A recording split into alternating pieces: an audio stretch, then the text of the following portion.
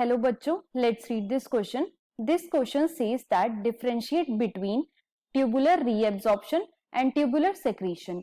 तो जो की कॉन्सेप्ट है इस क्वेश्चन का वो है रीएब्जॉर्प्शन और secretion. Let me write it over here. Key concept is reabsorption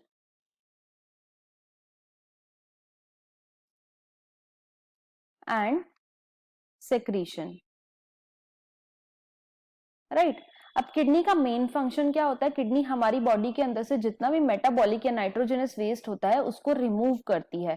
और किडनी का कौन सा पार्ट ये फंक्शन को परफॉर्म करता है? वो करता है नेफ्रॉन. तो नेफ्रॉन जो है वो किडनी की स्ट्रक्चरल और फंक्शनल यूनिट है. अब जितना भी ब्लड होता है वो फिल्टर होने के लिए किडनी के अंदर आता है और किडनी में नेफ्रॉन के अंदर वो रीनल आर्टरी के थ्रू जाता है. अब ब्लड जो है वो यहाँ पे आके फिल्टर होता है, ग्लोमेरुलस में एंटर करता है और ग्लोमेरुलस में एंटर होने के बाद वो फिल्टर होना शुरू होता है. अब फिल्टर जब ब्लड हो जाता है तो उसमें से उस ब्लड में से मोस्ट ऑफ द सब्सटेंसेस जो होते हैं उनको रीएब्सॉर्ब करा लिया जाता है. क्यों? क्योंकि ज्यादातर जो चीजें होती हैं वो काम की होती हैं, जैसे कि ग्लूकोज और अमाइनो एसिड. अब इन काम की चीजों को हम ऐसे ही तो लॉस्ट नहीं होने दे सकते, तो इसीलिए हम इनको दोबारा से रीएब्सॉर्ब करा लेते हैं ट्यूब के अंदर से. तो ये जो काम की चीजें होती हैं जैसे कि ग्लूकोज हो गया, अमाइनो एसिड हो गया, ये दोबारा से ब्लड में रीएब्सॉर्ब हो जाती हैं.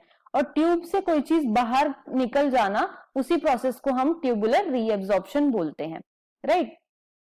नेक्स्ट हम बात करें कि सपोज कर लो नेफ्रॉन के सराउंडिंग में कोई भी सब्सटेंस जो है वो बहुत ज्यादा अमाउंट में प्रेजेंट है और नेफ्रॉन के साइड में ब्लड भी होता है.